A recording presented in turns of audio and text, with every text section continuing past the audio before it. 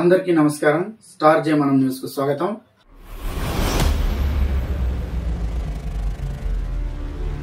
కుటుంబ నేపథ్యం, రాజకీయ రంగ ప్రవేశం, సామాజిక సేవ లాంటి అంశాలను స్పృశిస్తూ సాగే కార్యక్రమమే ఎన్కౌంటర్ కార్యక్రమం.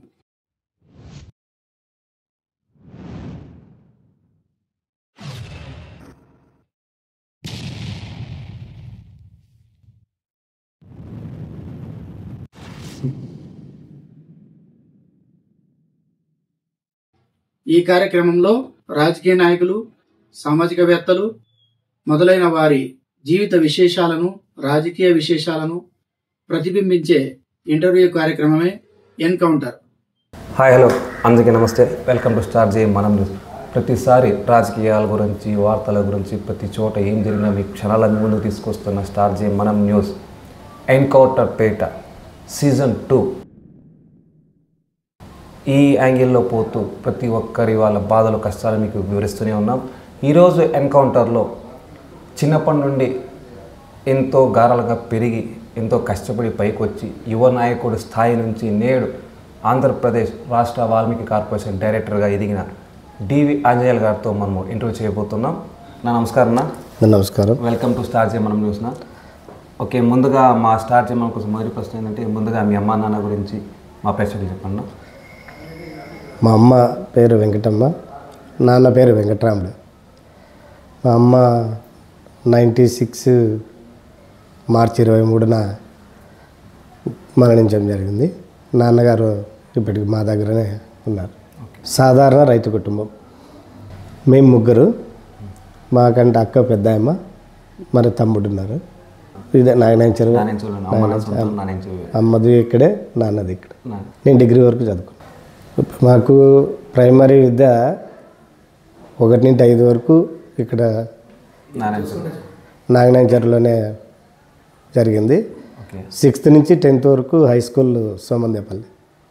అంటే రోజు నడిచి వెళ్ళేవాళ్ళం. పొద్దున 5 కిలోమీటర్లు నడిచి వెళ్ళేవాళ్ళం. ఇంటర్ నుంచి డిగ్రీ వరకు పెనుగొండలో చేసాం. మాకు అప్పటికైతే వసతులు లేవు, రోడ్డు సౌకర్యం కూడా లేదు. మరి అప్పుడంతా కూడా మేము మార్నింగ్ నడిచి వెళ్ళాలి, ఈవినింగ్ కూడా మళ్ళీ నడిచే.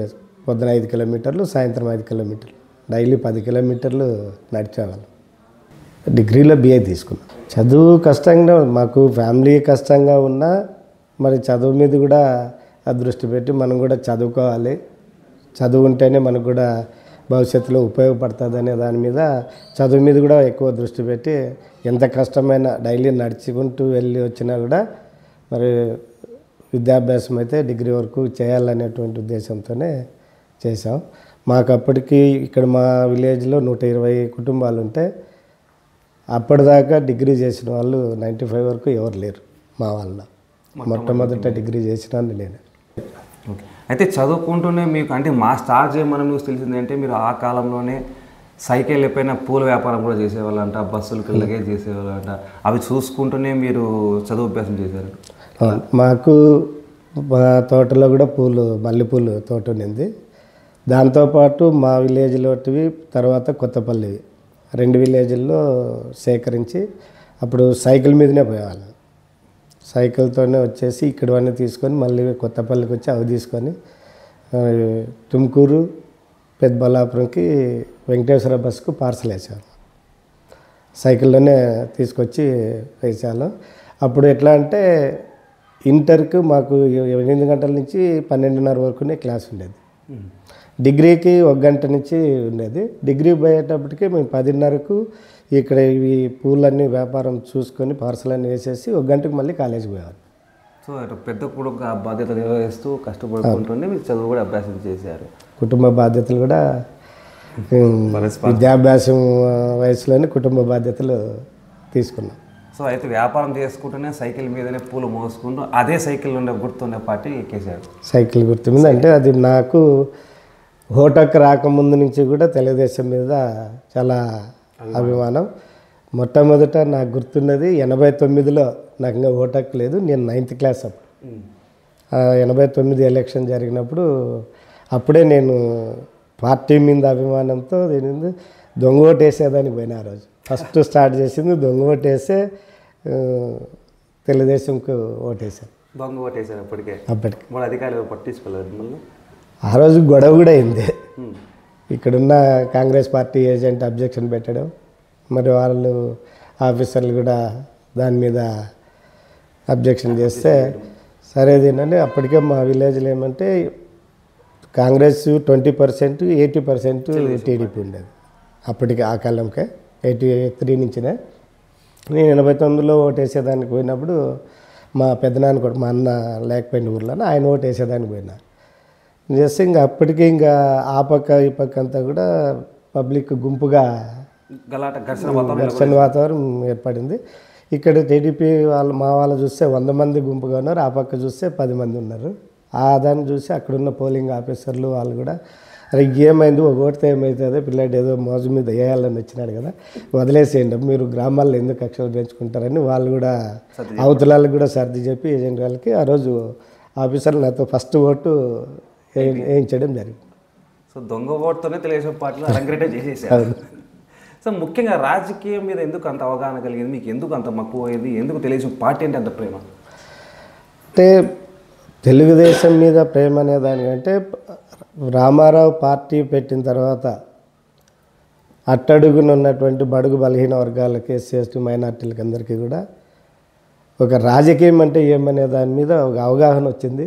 మరి ఆయన ప్రవేశపెట్టినటువంటి పథకాలతో అప్పటిదాకా మరి అన్నం 3 పూటలు అన్నం తిందామంటే కూడా తినలేని పరిస్థితుల్లో ఉన్న కుటుంబాలు ఆయన వచ్చిన తర్వాత ₹2 కిలో బియ్యం పెట్టడం కానీ, అదేవిధంగా పక్కా గృహాలు కానీ, పెన్షన్ పథకం కానీ ఇవన్నిటిని కూడా చూస్తే ఇవన్నీ కూడా బడుగు బలహీన వర్గాలకి మనలాంటి సాధారణ కుటుంబాలకి సాధారణమైనటువంటి వ్యక్తులకి అనుకూలంగా ఉండేటువంటి కార్యక్రమాలు చేపట్టడంలో ఆయన ప్రవేశపెట్టడంతో చాలామంది, నేనే కాదు నాతో పాటు చాలామంది బీసీ వర్గాలు తెలుగుదేశం పార్టీకి అండగా నిలబడడం జరిగింది.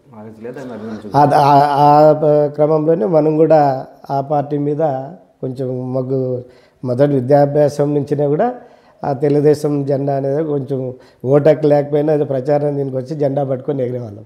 జెండా పట్టుకుని వెళ్ళారు. రాజకీయం అంటే అప్పుడు మీకు రాజకీయం మీదే అవగాహన ఉంది? అవగాహన అనేది కాదు, అప్పుడు ఒక అంటే అదొక బాల్యం, అందరితో పాటు మనం దీన్ని ఉండాలంటే అభిమానం తిన్నట్లు. మా కుటుంబం కూడా మాకు రాజకీయ కుటుంబం అయితే కాదు, మా నాన్న కూడా సాధారణ కుటుంబమే. కాకపోతే మొదటి నుంచి తెలుగుదేశం అభిమానులే. పార్టీ ఆవిర్భావం నుంచి మా ఫ్యామిలీలన్నీ కూడా తెలుగుదేశంకి అండగా ఉండే ఓటు ఎక్కడ పక్కకి ఈ రోజు వరకు పక్కకేయకుండా ఉన్న కుటుంబాలు. పైట్టాల రవీంద్ర గారు అంటే తెలుగుదేశం పార్టీ వచ్చిన తర్వాత, ఎన్టీఆర్ గారు పార్టీ స్థాపించిన తర్వాత మన రాయలసీమలో ముఖ్యంగా పెనుమల ప్రాంతంలో ఫ్యాక్షన్ చాలా ఉండేది ఆ కాలంలోనే ఒక వెలుగుతున్న సూర్యులాగా పైటాల రవీంద్ర గారు వచ్చారు. మరి పైటాల రవీంద్ర గారు మీరు చూసే ఉంటారు, ఆయన రాజకీయంలో కూడా మీరు పాల్పంచుకున్నారు, కొన్ని అనుభవాలు చెప్తారా? నేను అప్పుడు ఆయన 94లో ఎలక్షన్లో ఫస్ట్ ఎలక్షన్కి పోటీ చేసేకి వచ్చినప్పుడు ఫస్ట్ ఆయన 93లోనే పార్టీలో చేరడం జరిగింది. మరి ఆయన ఎమ్మెల్యేగా పోటీ చేయకముందే ఆయన మరి వెంకటాపురం వెళ్ళి ఆయన ఇంటికి వెళ్ళి నేను కూడా ఆయనతో కలవడం జరిగింది. అంటే ఒక అప్పుడున్న పరిస్థితుల్లో ఒక అభిమానం, ఆయన కూడా ఎట్లుంటాడో చూడాలనేది. అప్పటికి దీనంటే రాజకీయం కంటే పరిటాల రవీన ఆయన చూడాలనే దాంతో మరి మన మాజీ మార్కెట్ యార్డ్ చైర్మన్ పెద్దకృష్ణప్ప వెనకంటి వెళ్ళి ఆయనతో పాటు వెళ్ళి ఆయన పరిటాల రవిని చూసి వాళ్ళ ఇంట్లో భోంచేసుకొని రావడం జరిగింది. తర్వాత 94లో ఆయన ఎలక్షన్ పోటీ చేసినప్పుడు నేను డిగ్రీ ఫస్ట్ ఇయర్. మరి ఆయన ఉన్నటువంటి పార్టీ మీద అభిమానము ప్లస్ పరిటాల రవి మీద ఉన్నటువంటి ఒక ఆయన స్ఫూర్తితోన మనం కూడా రాజకీయాల్లోకి రావాలి అనేటువంటి ఉత్సాహంతో ఆయన వెంట ఆ రోజు పూర్తిగా రాజకీయాల్లోకి రావడం జరిగింది. సో పరిటాల రవీంద్ర గారే మీకు స్ఫూర్తి రాజకీయాల్లోకి పూర్తిగా మనం రావడానికి పరిటాల రవీంద్ర గారి స్ఫూర్తితోనే ఆ రోజు రాజకీయాల్లోకి మొట్టమొదటిసారిగా రావడం జరిగింది. రావడంతోనే ఆ ఎలక్షన్లో ఆయన ఎమ్మెల్యేగా గెలవడం, కార్మిక శాఖ మంత్రి కావడం. మరి ఆ క్రమంలోనే నాతో కూడా ఫస్ట్ మండల తెలుగుతో ఉపాధ్యక్షుడిగా ఆయన నన్ను నియమించడం మొట్టమొదటిగా మండల తెలుగు యువత ఉపాధ్యక్షుడిగా నన్ను సెలెక్ట్ చేయడం జరిగింది. సో ఆ రోజు మండల ఉపాధ్యక్షుడిగా ఎన్నికైన మీరు అక్కడి నుంచి పరంపరగా కొనసాగి అక్కడి నుంచి ఈ స్థాయికి వచ్చారు. 95 నుంచి 2000 వరకు మండల తెలుగు యూత్ ఉపాధ్యక్షుడిగా పనిచేశాను. 2000లో మళ్ళీ తెలుగు యూత్ అధ్యక్షుడిగా మళ్ళీ ఎన్నుకోబడ్డాను. ఆ యూత్ అధ్యక్షుడిగా ఉన్నట్లుగానే 2001లో మాకు ఎంపీటీసీగా రిజర్వేషన్ ఇక్కడ మహిళలకు రిజర్వేషన్ రావడం, మా ఎంపీటీసీని మహిళలకు రిజర్వేషన్ అయితే నా భార్యను వరలక్ష్మిని ఎంపీటీసీగా పరిటాల రవీంద్ర గారు అభ్యర్థిగా ప్రకటించడం కూడా జరిగింది. మరి ఆయన స్ఫూర్తితో, ఆయన యొక్క ప్రోత్సాహంతో ఆ రోజు ఆ ఎలక్షను మాకు కాంగ్రెస్తో పోటీ లేదు. నాకు ఇనామినేషన్ అయ్యే టైంలో మాకు అప్పుడు మా పంచాయతీ ఒకటే గోరంట్ల నియోజకవర్గం. సోమందేపల్లిలో మా 16 పంచాయతీలు నాయనాంచారు పంచాయతీ గోరంట్ల నియోజకవర్గానికి పోతుంది. నియోజకవర్గం వచ్చేపాటికి అక్కడ నిమ్మల కిష్టప్ప మంత్రిగా ఉన్నారు, చేనేత శాఖ మంత్రిగా ఆయన ఉన్నారు. మరి నేను పరిటాల రవి వర్గం అని కొంతమంది ముద్ర వేయడం, మరి ఇక్కడ ఉన్నవారు ఆయన దగ్గర తీసుకుపోతే ఆయన ఆ వర్గం కదా అంటే మళ్ళీ ఆయన కూడా ఒక ఇండిపెండెంట్గా క్యాండిడేట్ని పెట్టడం జరిగింది. అంటే పార్టీ అభ్యర్థిగానే పెట్టాడు ఆయన కూడా.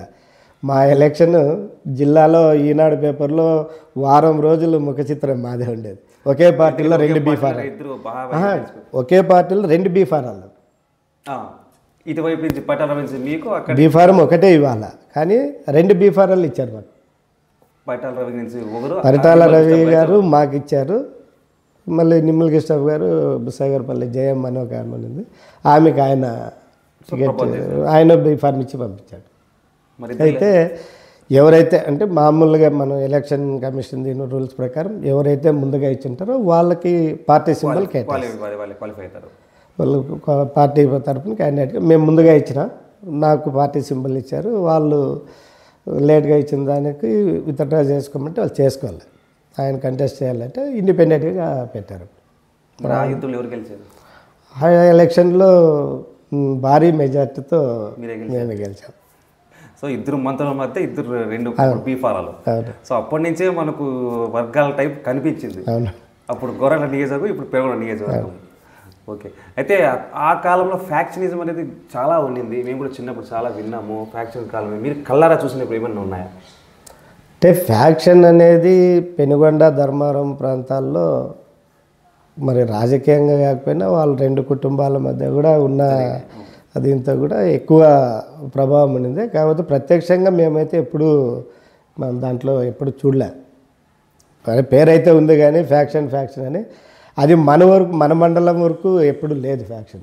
అంటే మా చుట్టుపక్కల కనీసం మనకి ఎక్కడ పెనుగొండ ఈ ప్రాంతంలో ఉండేది కాదు. చెన్నై, కొత్తపల్లి, రామగిరి, కనగన్ ఆ ఏరియాల నుంచి ఉండేది కానీ మనకి ఇక్కడ అంత ప్రభావం ఉండేది కాదు. సో అక్కడైతే పీస్ఫుల్గానే ఎలక్షన్స్ తిన్నవాడు. కానీ వాళ్ళ ప్రచారం వాళ్ళది.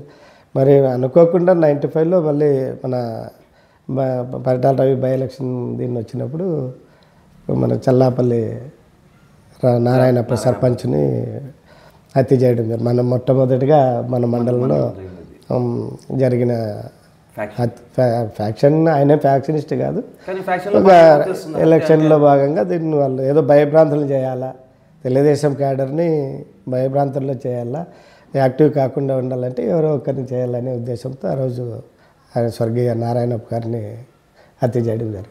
ఓకే, అయితే ఆ కాలంలో అంటే తెలుగుదేశం పార్టీ రాకముందు నుంచి దాదాపు 150 సంవత్సరాల చరిత్ర ఉన్న కాంగ్రెస్ పార్టీ మామూలు పార్టీ అయితే కాదు. అంత పెద్ద పార్టీతో ఢీ కొట్టాలన్నా ఎవరైనా భయపడేవాళ్ళు, అభ్యర్థులు లేని పక్షం.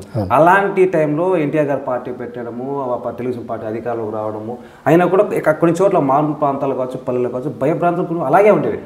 ఎందుకంటే చాలా బలమైన నాయకులు ఉండేవాళ్ళు కాంగ్రెస్ పార్టీలు. అలాంటి తరంలో మీరు తెలుగుదేశం పార్టీకి మొగ్గు చూపడం, కాంగ్రెస్ పార్టీ నుంచి మీకు ఎటువంటి భయం లేకపోవడం కారణం ఏంటి? అంటే ఒకటి, నందమూరి తారక రామారావు గారు 1982 మార్చి 29 పార్టీని స్థాపించిన 9 నెలల్లోనే అధికారంలో రావడం. మరి అంత చరిత్ర కలిగిన కాంగ్రెస్ పార్టీని ఏకఛత్రాధిపత్యంగా వాళ్ళు పరిపాలన చేస్తున్న 35 సంవత్సరాలు వాళ్ళు కబంధ హస్తాల్లో ఉన్నదని 9 నెలల్లోనే వాళ్ళ ఢిల్లీ కోటను కూల్చి మరి ఇక్కడ తెలుగుదేశం పార్టీని అధికారంలోకి తీసుకురావడం, అంటే ఆయన ప్రజలని చైతన్యం చేయడంలో ఆ రోజున్న పరిస్థితుల్లో అందరినీ కూడా 9 నెలల్లోనే చైతన్యం చేసి అధికారంలోకి తీసుకురావడం. మరి అలాంటి నాయకుడిని పార్టీలో పనిచేయడానికి మనం ఎందుకు ముందుకు రాకూడదు అనేటువంటి ఆలోచనతో మనం కూడా ఇట్లాంటి పార్టీలో అయితే భవిష్యత్తు ఉంటుంది, మనకు రాజకీయంగా పదవులా ఇంకోటని కాకపోయినా గౌరవంగా అయినా ఉండగలుగుతాం ఈ పార్టీలో అయితే అనేటువంటి ఆలోచనతో ఫస్ట్ రాజకీయంగా తెలుగుదేశంలో రావడం జరిగింది. పైటాల రవీంద్ర తర్వాత అంటే మనకు పైటాల రవీంద్ర గారు హత్య గావించబడ్డారు 2005లో. అప్పుడు పరిస్థితులు ఎలా ఉన్నాయి? ఎందుకంటే ఆయనే మా హీరో అనే రోల్ మోడల్, మాకు ఆయనే స్ఫూర్తి, ఆయనే కొండంత అండ అనుకుని చాలామంది తెలుగుదేశం పార్టీ శ్రేణులంతా ఉండేవారు. అలాంటి వ్యక్తి దారుణ హత్యకు గురైన తర్వాత చాలామంది తెలుగుదేశం పార్టీ కార్యకర్తలు నాయకులు డీలా పడిపోయారు. భవిష్యత్తు ఏంట్రా అనే డైలమాలో పడిపోయారు. ఆ రోజు ఆయన అనంతపూర్ పార్టీ ఆఫీస్లో హత్యగా ఉంచినప్పుడు నేను కూడా సోమందేపల్లి వాల్మీకి సర్కిల్లోనే ఉన్నా. నేను వస్తే బయట నుంచి ఇట్లా చాలామంది పరిగెత్తుకుంటూ వస్తున్నారు. ఏమేమింది అంటే పరిటాల రవిని హత్య చేశారని చనిపోయినాడంటే నాకు కూడా ఒక 2 నిమిషాలు అసలు ఆ ఊరు ఏమైంది అనే దాని మీద అసలు ఏం ఆలోచన కూడా రాలే. షాక్ గురైపోయినా. అక్కడి నుంచి ఇంకా మా అత్తగారింటి దగ్గర అక్కడే సోమందేపల్లిలోనే ఆడిపోయి టీవీ ఆన్ చేసి చూస్తే ఇది జరుగుతుంది. మరి ఆ రోజు రాష్ట్రం అంతా మొత్తం అగ్నిగుండమైంది. మన ఆంధ్ర, మరి ఇక్కడ కర్ణాటక, తమిళనాడు అన్ని చోట్ల కూడా విధ్వంసం జరుగుతుంది. మరి ప్రత్యేకించి సోమందేపల్లిలో ఒక రివర్స్ జరిగింది ఆ రోజు. అన్ని చోట్ల తెలుగుదేశం వాళ్ళు దాడులు చేస్తే ఇక సోమందేపల్లిలో మాత్రం కాంగ్రెస్ వాళ్ళు దాడులు చేశారు. తెలుగుదేశం వాళ్ళ కుటుంబాల మీద, మరి ఇండ్ల పైన కానీ ఆస్తుల పైన కానీ వాళ్ళు దాడి చేశారు. సేమ్ ఆ టైంలోనే నేను మా అత్తగారింట్లో ఉన్నప్పుడు మొత్తం దాదాపుగా ఒక 30-40 మంది ఒక్కసారిగా అక్కడికి వచ్చారు ఇంటి దగ్గరికి. మా గేట్ దీని చేసి చూసినాం. నేను అప్పటికే పెనుగొండ సిఐ గారికి కాల్ చేసిన, ఇక్కడ చాలా గందరగోళ పరిస్థితి ఉంది సార్, నేను అప్పటికే ఎంపీటీసీగా యూత్ ప్రెసిడెంట్ కొంచెం అధికారులతో కూడా పరిచయాలు ఉన్నది అంటే మీరు వెంటనే ఇక్కడ రాకపోతే ఇక్కడంతా కూడా చాలా గందరగోళంగా ఉంది, విధ్వంసం జరిగే పరిస్థితులు ఉన్నాయి, దయచేసి మీరు వెంటనే మీ ఫోర్స్ని తీసుకొని రండి అంటేనే కరెక్ట్గా వాళ్ళు ఇట్లా ఎంటర్ అయ్యేటప్పటికే ధనలక్ష్మి రోడ్లకి వాళ్ళు ఎంటర్ అయిపోయారు. పెడాలని ఎంటర్ అయిపోతే మా అక్కడి నుంచి అట్లా యూడికులాయపల్లిని వారాదాపల్లి ఇంటికాడికి అక్కడ వెళ్ళారు. వాళ్ళ ఇండ్ల మీద పోయి దాడి చేస్తారు. సో అయితే పోలీసులకి మీ సమాచారం అక్కడ కూడా జరిగింది. మాకు ఆ రోజు మా మీద కూడా అటాక్ చేసేవాళ్ళు, నేను ఒక్కడే ఉన్నాడా, ఎవరు లేరు. అయితే చాలామంది అప్పుడు కూడా ఎవరు మాకు నాయకుడు అని చెప్పేసి చాలామంది సందిగ్ధతలు పడిపోయారు. చెప్పాలంటే ఆయన బాడీ తీసుకొచ్చి ఎప్పుడైతే వెంటాపురంలో ఖననం చేశారో అయినా కూడా మళ్ళీ రేపు పోస్ట్ మార్టం చెప్పారు. అప్పుడు కూడా మళ్ళీ 9-12 బుల్లెట్లు రావడం బయటికి. అక్కడున్న వాళ్ళ అభిమానంగా ఆగ్రహంతో అక్కడ పోలీసు వాళ్ళ పైన దాడి చేశారు, మీడియా పైన దాడి చేశారు, ఎవరిని రానిలేదు అక్కడికి. అంత ఆవేశంగా ఉన్నారు. మా నాయకుడు ఎవరిని డైలమాలో పడిపోయారు. అలాంటి స్థితిలో చాలామంది నాయకుడు మీకేమనిపించింది?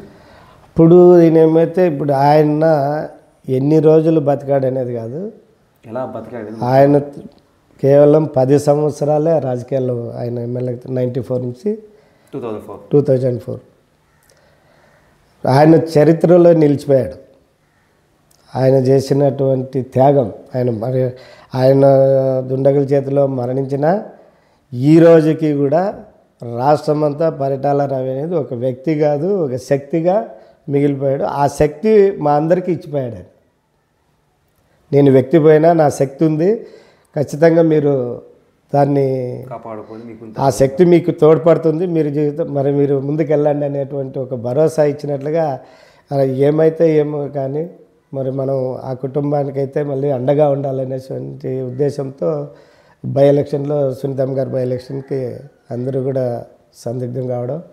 మరి ఆ రోజు ఉన్న పరిస్థితుల్లో కాంగ్రెస్ పార్టీ వాళ్ళు విధ్వంసం సృష్టించి అందరికీ తెలుసు. దాదాపు 6-8 మంది చనిపోవడం జరిగింది నామినేషన్కే. అంటే నామినేషనే వేయించకూడదు అనేటువంటి భయభ్రాంతులు చేయాలని. ఎందుకంటే రామభద్రాలయం నుంచి ఊరేగింపుతో వచ్చి దర్గాకి వెళ్ళి దర్గా నుంచి ఆర్డీఓ ఆఫీస్కి రావాలనేటువంటి దీని ప్రణాళికలో ఊరేగింపుతో వస్తున్నప్పుడు నేను చల్లాపల్లి అంజనరెడ్డి, ఆయన పెద్ద ఆయన అప్పుడు కన్వీనర్గా ఉండే అంజనరెడ్డి గారు. దీంట్లో ఆయన నేనేం చేశానంటే ఆర్డీఓ ఆఫీసర్ వాళ్ళు ఊరేగింపులో ఆయన నడుచుకోవాలని గేట్ దగ్గర నిలబడుకున్నాం. వాళ్ళు ఇట్లా వస్తానట్లే ఆయన లోపలికి పంపించేదానికి తీసిపోయేదానికి ఈజీగా ఉంటుంది, జనాలు ఎక్కువ ఉన్నారని. మరి ఊహించనంతగా బయట నుంచి ఎవరు ఇసిరారో కానీ ఫస్ట్ చెప్పి ఇసిరారు కాంపౌండ్లోకి. జనాల మీదకి అట్లా వచ్చేసింది అంతే. అది వాళ్ళ ఒక ప్రణాళిక, అది ఏదో చేయాలనేటువంటి ప్రణాళికతోనే ఉన్నారు. ఖచ్చితంగా ఈరోజు విధ్వంసం చేయాలనే దాంతో మరి మేము కూడా కరెక్ట్గా గేటు దీంట్లోనే ఉన్నాం. ఆ విచ్చడంతోనే మాకు కూడా అది సడన్గా ఎందుకు అనిపించిందో పెద్ద పరిగెత్తు అని చెప్పేసి ఇట్లా పోస్ట్ ఆఫీస్ కల్లా ఇట్లా పరిగెత్తాను. జస్ట్ ఆర్డీఓ గేట్ రెండో గేట్ కాడికి పోయినాం. ఒక 50 మీటర్లు ఒక 50 మీటర్లు అట్లా పోయినాం అంతే. పోయేపాటికి పట్ట సౌండ్ వచ్చింది. అరే క్రాకర్స్ ఏం పేలుస్తాను, వీళ్ళు వచ్చేసినట్లున్నారో వెనక్కి చూస్తే ఫైరింగ్. మేము నిలబడిన గేట్లోనే బాడీస్ ఉన్నాయి. దీంట్లో మొత్తం మళ్ళీ అదే శవాల మీద దాటుకొని పోవడం, ఆమె కూడా నామినేషన్ ఆ రోజు వేయించడం. అక్కడి నుంచి అందరూ కూడా ఒక తెగింపు వచ్చేసింది. ఒక ఎలక్షన్ చేయాలని అంటే మరి ఇంతమంది ప్రాణాలు చేసి ఇంత భయభ్రాంతం చేస్తారు, మరి వీళ్ళు ఎలక్షన్లో గెలిస్తే ఈ ప్రాంతం ఏమవుతుంది అనేటువంటి ఆలోచన ప్రతి ఒక్కరిలో కూడా ఒక అదొక దీన్ని అయిపోయింది. తెగింపు వచ్చేసింది. ఏమైతుంది కానీ చేద్దాంలే దీన్ని. ఎలక్షన్లో కూడా అంతే, ప్రచారం కూడా చేయనించాలి కాదు, సరిగా ఇంట్లో పండుకోవడానికి కూడా లేదు అప్పుడు పరిస్థితి. ఎప్పుడొచ్చి పోలీసులు ఎత్తుకుపోతారో తెలియదు, ఎప్పుడొచ్చి బెదిరిస్తారో అనేది తెలియదు. మేము ముందర వెళ్తా అంటే వెనకాల పోలీస్ జీప్ వచ్చేది.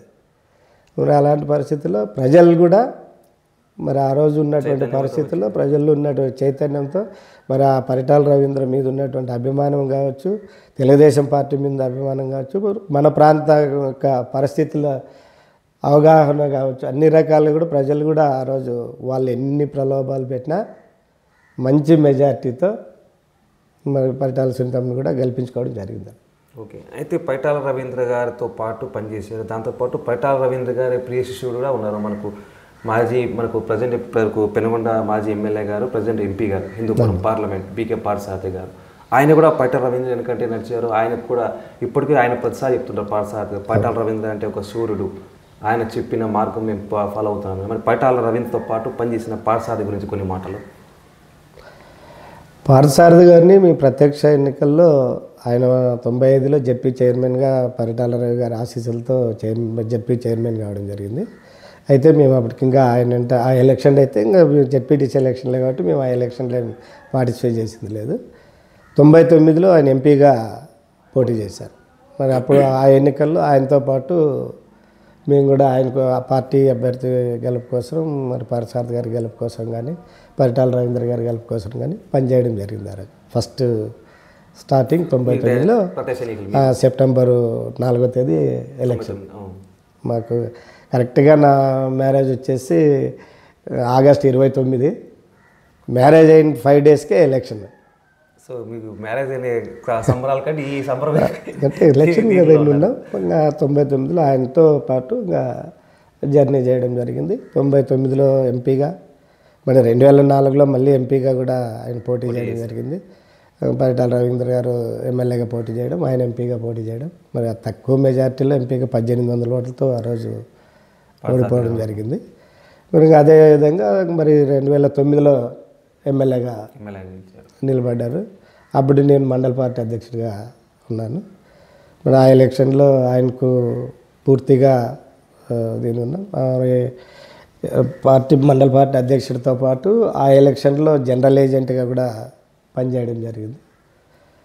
ఆ ఎలక్షన్లో పార్థసారథి గారిని మంచి మెజార్టీతో గెలిపించుకోవడం జరిగింది. తర్వాత 14లో కూడా మరి ఆయన ఎమ్మెల్యేగా పోటీ చేయడం. మరి అప్పుడు కూడా నేను మండల పార్టీ అధ్యక్షుడిగానే ఉన్నా, కన్వీనర్గా. ఆ ఎలక్షన్లో కూడా మరి ఆయనకు గెలుపు కోసం తెలుగుదేశం పార్టీ అధికారంలోకి రావాలి. అప్పటికే మనకి 10 సంవత్సరాలు అయింది అధికారం లేక. మరి కసితో పనిచేసి మనం గెలిపించుకోవాలనేటువంటి ఉద్దేశంతో 14లో కూడా మరీ ఆయనకు వెంటుండి ఆ ఎలక్షన్లో కూడా అప్పుడు 2014 ఇంకో సంఘటన కూడా ఉంది. ఎందుకంటే పదవి కోల్పోయి, అంటే పార్టీ అధికారం రాకపోక 10 ఏళ్ళు అయింది తెలుగుదేశం పార్టీ. అప్పుడు కోల్పోయి 2004 ఓడిపోయింది, 2014 రాలేదు.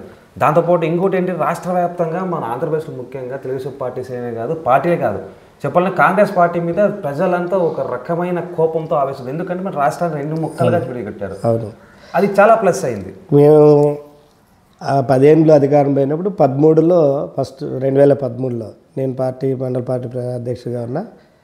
మొట్టమొదట సింగిల్ విండో ఎలక్షన్స్ వచ్చాయి. ఆ సింగిల్ విండో ఎలక్షన్లో మొత్తం మనకు ఉన్న చాలకూరు సమందపల్లి 2 కూడా అందరు డైరెక్టర్లని కూడా నామినేషన్ వేయించినాం. మరి పార్సారథి కూడా పరీక్షకి వెళ్ళి ఇట్లా వచ్చి మన వై జంక్షన్ సర్కిల్లో వెళ్ళి టీ తాగిన. ఆయన నామినేషన్స్ అయిపోయినట్టే అప్పటికి 3 గంటలు అట్లా అయింది. అయిపోయినా అందరిని వేయించినామని చెప్పాం. ఇంకా ఆయన సరేలే అని బయలుదేరి మేము కూడా భోంచేద్దామని చెప్పేసి మన పెట్రోల్ బంక్ ఆపోజిట్ రాప్తాడల హోటల్ అక్కడ ఉండింది, అక్కడ భోజనానికి పోయినాం. ఆయన వెళ్తూ మళ్ళీ ఫోన్ చేశాడు, ఇక్కడ 8, 9, 10 కలుస్తాం డైరెక్టర్లు అంటున్నారు. మరి మండల్ హెడ్ క్వార్టర్లో 5 ఏళ్ళు నడిపేదానికి కూడా ఒక సమర్థమైన నాయకుడు కావాలి కదా, మరి దాంట్లో ఎవరిని అట్లా వాళ్ళని పెట్టుకుని అంతా ఇట్లా చేశారే దీన్ని అని చెప్పేసి అన్నాడు. అంటే మా లీడర్లు అందరూ ఆడే ఉన్నాం. మరి రంగాపల్లి రమణ, సిద్ధిలింగప్ప, వీరిగంటి చంద్ర, మొత్తం అందరూ కూడా ఆడే ఉన్నాం. నేనుంటే అందరికీ వాళ్ళందరికీ చెప్పాడు మీరు పోటీ చేయండి అని. వాళ్ళు ఎవరు సుముఖంగా చూపలే. అయితే మళ్ళీ నాకు ఫోన్ తీసుకుని నువ్వే నామినేషన్ అయిపో అన్న. నాన్న అన్నిటికీ ఏం చేసాం కదా, ఇప్పుడు మళ్ళీ పోయేస్తామని ఇంకా విత్డ్రాల్ టైం ఉందిలే, నువ్వే 9వ వార్డుకి అయిపో అన్న.